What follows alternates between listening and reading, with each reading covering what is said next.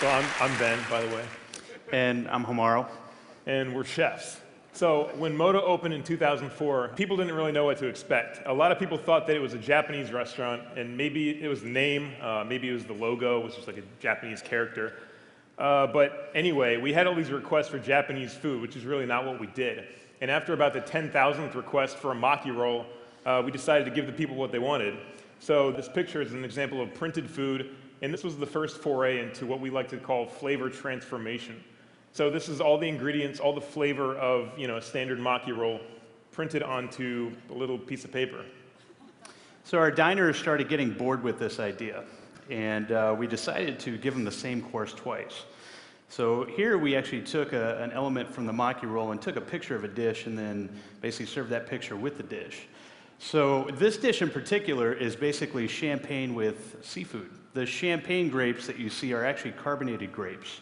A little bit of seafood and some creme fraiche, and the picture actually tastes exactly like the dish. But it's not all just edible pictures.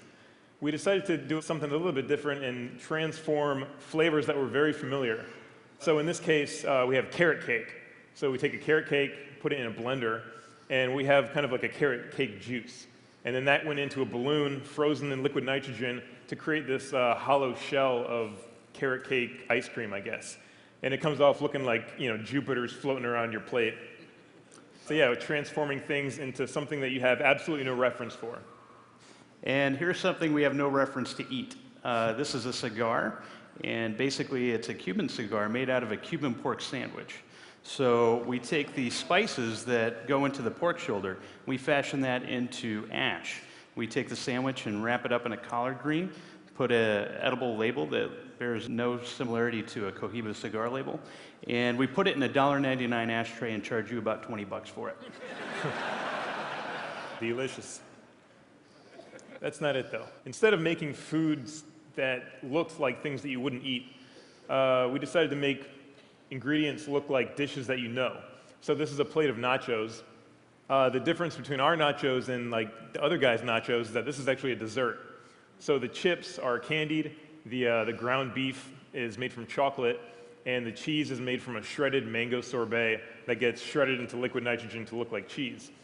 And after doing all this like dematerialization and like reconfiguring of these ingredients, we realized it was pretty cool because as we served it, we learned that the dish actually behaves like the real thing, where the cheese begins to melt. So when you're looking at this thing in the dining room, you have the sensation that this is actually a plate of nachos.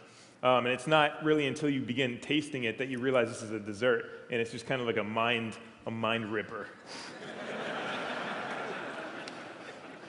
So we had been creating all of these dishes out of a kitchen that was more like a mechanic shop than a kitchen. And the next logical step for us was to install a state-of-the-art laboratory. And that's what we have here. So we put this in the basement, and we got really serious about food, like serious experimentation. One of the really cool things about the lab, besides that we have a new science lab in the kitchen, is that with this new equipment and this new approach, all these different doors to creativity that we never knew were there began to open.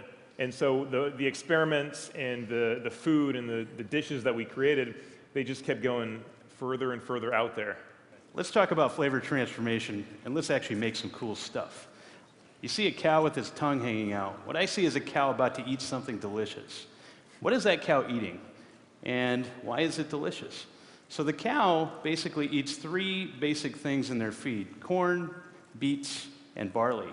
And so what I do is I actually challenge my staff with these crazy, wild ideas. Can we take what the cow eats, remove the cow, and then make some hamburgers out of that? And basically the reaction tends to be kind of like this. Yeah, that's our chef de cuisine, Chris Jones. This is not the only guy that just flips out when we assign a ridiculous task. But a lot of these ideas, they're hard to understand. They're hard to just get automatically.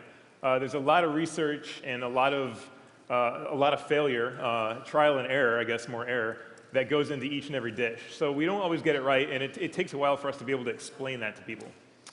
So after about a day of Chris and I staring at each other, we came up with something that was pretty close to the hamburger patty.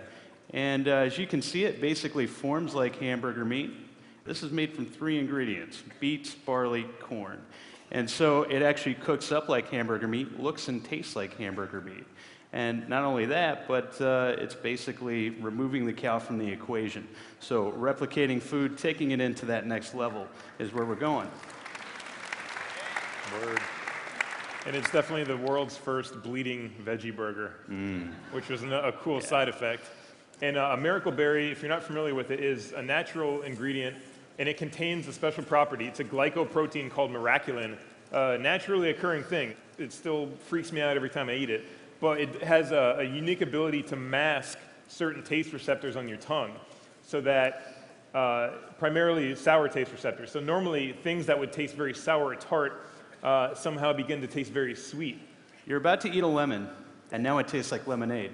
Let's just stop and think about the economic benefits of something like that. We could eliminate sugar across the board for all confectionery products and sodas, and we can replace it with all natural fresh fruit. So you see us here cutting up some watermelon.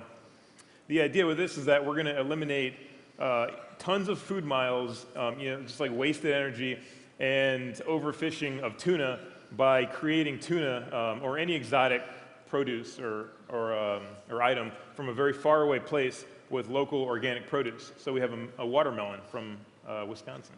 So if Miracle Berries take sour things and turn them into sweet things, we have this other pixie dust that we put on the watermelon, and it makes it go from sweet to savory. So after we do that, we put it into a vacuum bag, add a little bit of seaweed, some spices, we roll it, and this starts taking on the appearance of tuna.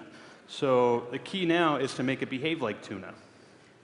And then after a quick dip into some liquid nitrogen to get that perfect sear, we really have something that looks, tastes, and behaves like the real thing.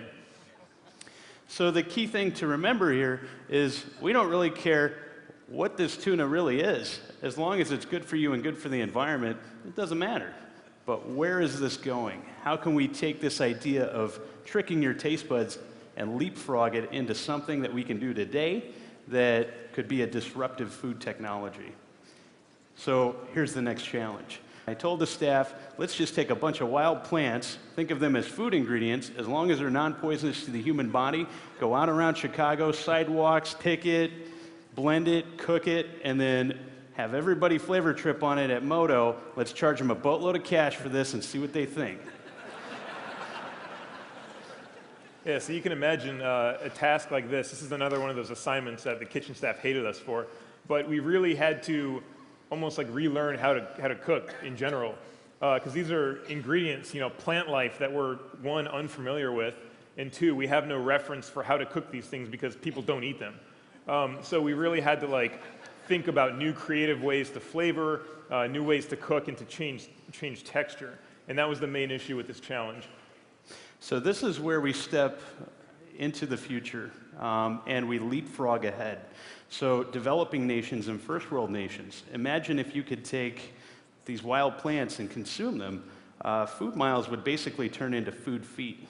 This disruptive mentality of what food is would essentially open up the encyclopedia of what raw ingredients are. Even if we just swapped out, say, one of these for flour, that would eliminate so much energy and so much waste. And to give you a simple example here as to what we actually fed these customers, there's a bale of hay there and some crab apples.